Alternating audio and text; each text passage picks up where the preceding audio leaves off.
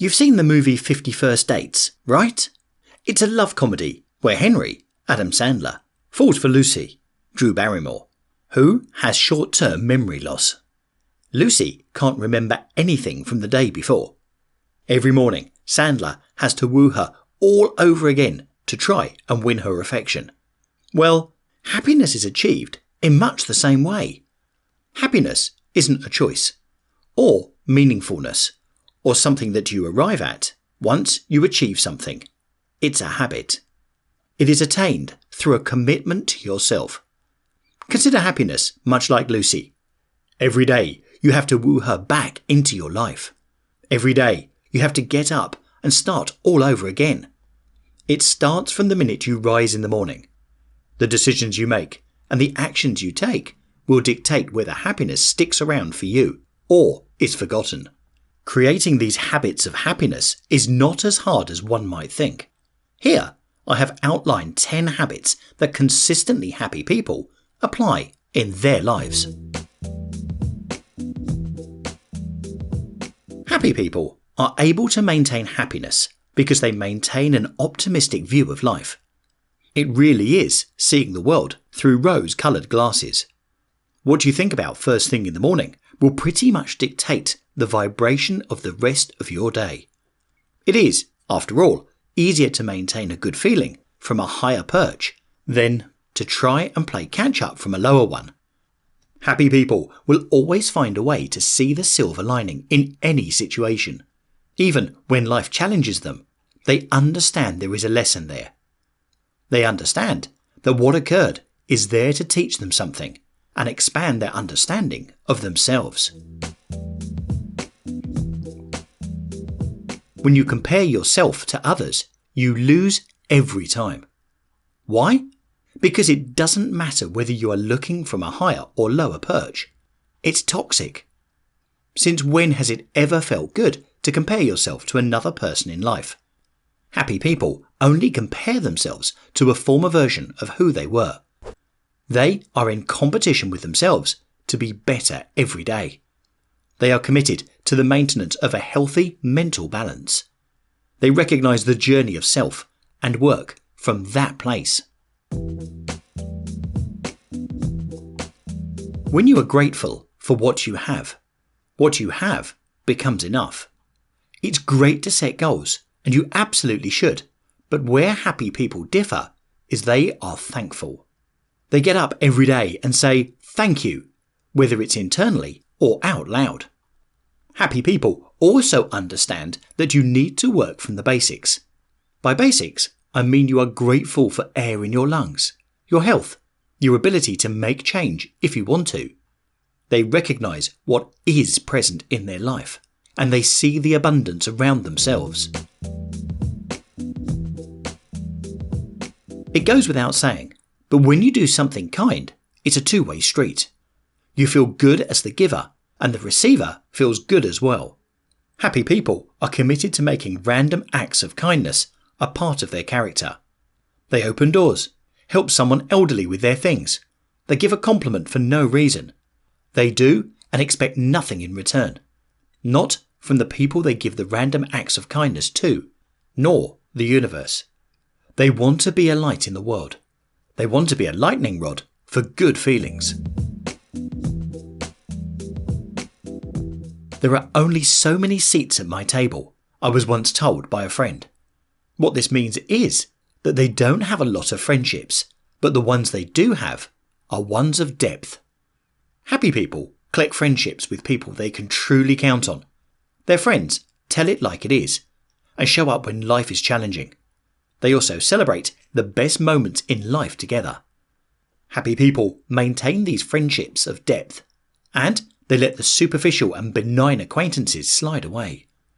They see that having friendship of purpose serves both parties. The purpose of a friendship is to help each other and lift one another up. Someone you can really engage in conversation with, and who knows the inner landscape of you. Life will eventually turn on us and take a detour, whether it's our health, our friendships, our relationships or work. The only constant in life is change, and we need to learn to develop coping mechanisms for these times in our lives. Happy people come to the battlefield with weapon in hand. They have developed their sense of self. They are able to rely on themselves when the tough times hit. They know instinctively what makes them feel better, and they engage that activity. They don't go down the rabbit hole and engage with negative things. Bless and release. When someone does something to you, thank them for their presence, because they showed you something about yourself and you learned. But forgive them for what they do. They are not awakened and do not see past the anger inside themselves. Happy people are able to recognize someone who has lost their way. They are able to see that that person is struggling with something. They also know it has nothing to do with them. They accept the behavior and do not react, but instead let that person continue on their way. Life wouldn't really amount to much if you never reached for something better. It seems innate that most people would always want to keep bettering themselves and reach for higher ground. But most of us start on the road to a goal, only to end up sliding back to our standard behaviours. The only way to reach your goals is through persistence in your pursuit of the end result.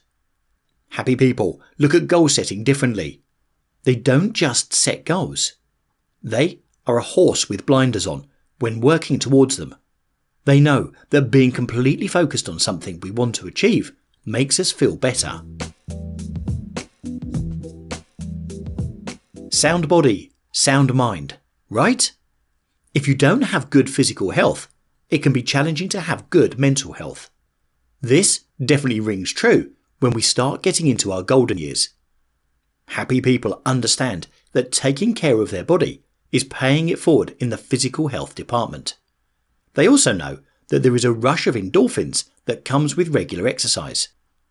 Also, elevated mood is a byproduct of regular trips to the gym or the running path. Happy people also use exercise as an outlet. When life gets challenging, they know that there is solace in exercise. They know that it's a form of meditation for the body, that when we exert ourselves physically, we release stress and free our minds. If you want to feel better, then start moving more. One of the pillars of human existence since the beginning of time is to look inward for answers.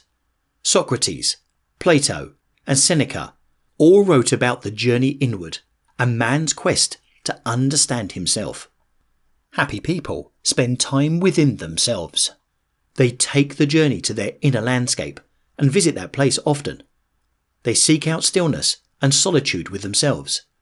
They know that quiet time and the pursuit of things that feed the spirit are a necessity, especially in today's world.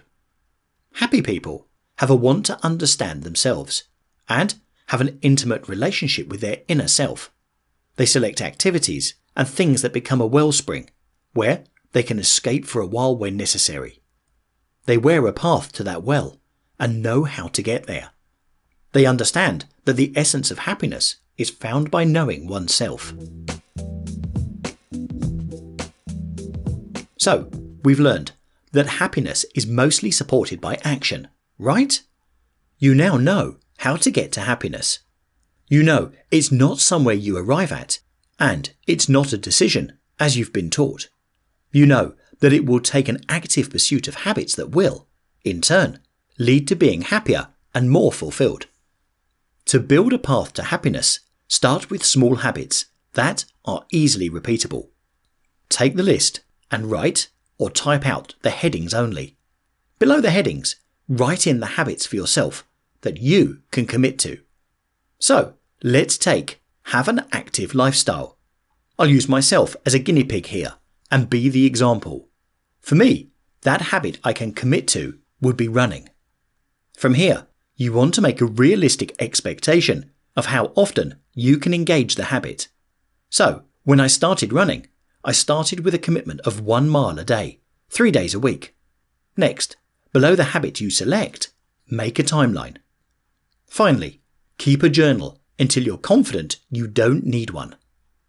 A word on journals. These can be very useful when starting a new habit.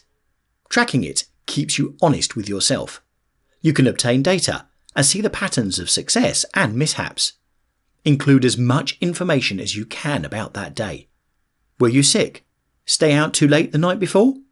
Were you in a bad mood? Have a challenging day at work? Write that down.